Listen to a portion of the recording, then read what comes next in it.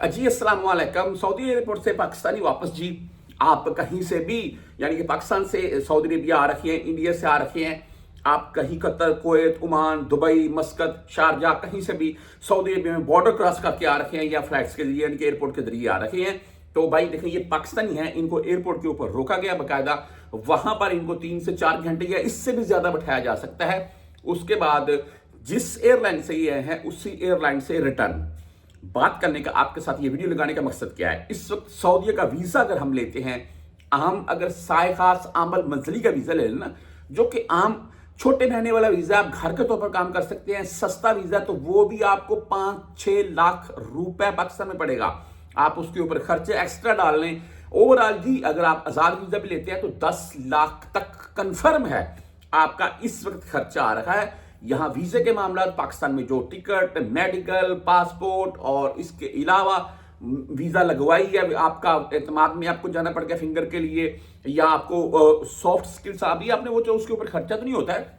लेकिन ये बहुत से मामला थे पाकिस्तान में जो आपने क्लियर करवाने होते हैं। उसके बाद आप बैरून मुल्क सफर कर सकते हैं, किसी भी कंट्री में जा रहे हैं। अच्छा, सऊदीया में अगर आप आ रहे हैं तो आपको भाई आपकी एक मिस्टेक और आपको एयरपोर्ट से वापस वो पाकिस्तान या इंडिया कहीं से भी आप हैं तो आपको रिटर्न कर देंगे, ये कंफर्म बात है। बहुत से भाई हुए हैं, मेरे पास भी केस आते हैं, हाल ही में केस है, ओमान से बंदा इंटर हो रहा था, मेरे पास पूरी डिटेल उनकी आई, मैंने शायद आपके साथ वो वीडियो भी शेयर भी की थी। वो उनको बॉर्डर के ऊपर रोक लिया और वहां से भेज दिया। बात करने का मकसद ये है कि आप एयरपोर्ट से इंटर हो रहे हैं, बॉर्डर से हो रहे हैं, आपका स्कैनिंग होगा, आपका पासपोर्ट स्कैन होगा, आपकी पिक्चर आएगी। अगर अब पहले आप सऊदीया में मौजूद थे, आपका पूरा रिकॉर्ड उनके सामने आएगा। अभी मैं सऊदीया में आया, मेरा नाम मिसाल के तौर पर मोहम्मद असलम था, तो मैं सऊदीया में आया तो मेरा नाम मोहम्मद असलम शो हुआ, ठीक है जी, नीचे पूरा डाटा शो हुआ, पहले सऊदीया में इतनी देर रहा, ये इस कंपनी में था, इस मुसस्से में था, फलां डेट को ये एग्जिट हुआ है, अभी दोबारा इंटर हो रहा है, ठीक है, हो जाए इंटर, कोई मसला नहीं, नो इशू। हाँ, अगर वहां पर शो हो गया कि इस बंदे के ऊपर फला मसला था इलीगल वाला,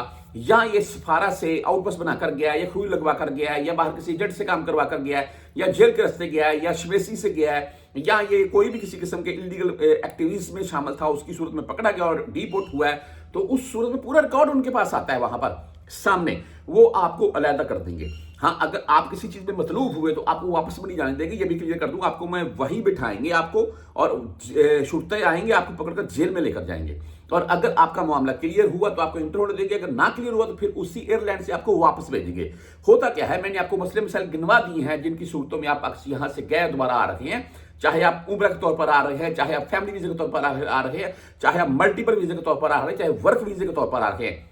किसी भी वीजे के तौर पर भाई आ रखे हैं, तो आप तभी सऊदी अरेबिया में इंटर होंगे जब आपका मामला क्लियर होगा। चाहे आप छुट्टी का दोबारा नहीं आए, आप दोबारा न्यू वीजा से आना चाह रहे हैं, कोई भी बंदा अगर आपको यह बोल रहा है कि आप छुट्टी जाकर दोबारा नए वीजे से अभी आ सकते हैं, बिल्कुल आ सकते हैं, मैं भी इस चीज के ऊपर एग्री हूं, लेकिन हर बंदा अभी नहीं आ सकता है। कोई भी एजेंट अगर ऐसी बात बोल रहा है तो आपसे झूठ बोल रहा है। जो सीधी बात है वो ये है कि कोई भी बंदा अगर छुट्टी जाकर भी न्यू वीजा से आना चाहता है तो वो भी अपना मामला चेक करवाए, अगर क्लियर है तो आ सकता है, वरना वो भी इंटर नहीं हो सकेगा। आपका इकामा वैलिड आपको इंटर नहीं होने देंगे, आपके कफील ने कोई मुश्किल कर दिया आपके ऊपर, आपको इंटर नहीं होने देंगे, आपके कफील के ऊपर आपका इकामा एक्सपायर होने से पहले कोई मुश्किल बन गई, वो मतलूब हो गया, तो आपको इंटर नहीं होने देंगे। ये बहुत से मसले मसाइल होते हैं भाई। आपका कोई दोस्त भाई यहां पर मौजूद है, उससे जवाजत भेजे, मैं वीडियो लगाता रहता हूँ, जवाजत हम जाते आते रहते हैं, आपको साथ में अपडेट करता रहता हूं मैं, तो वहां जवाजत भेज दें, वहां से जाकर आपका मामला चेक करवाए। अगर क्लियर आता है तो आप बिला झिझक होकर सफर करें, किसी से पूछने की जरूरत नहीं है। अगर कोई मसला है तो उस सूरत हाल में भाई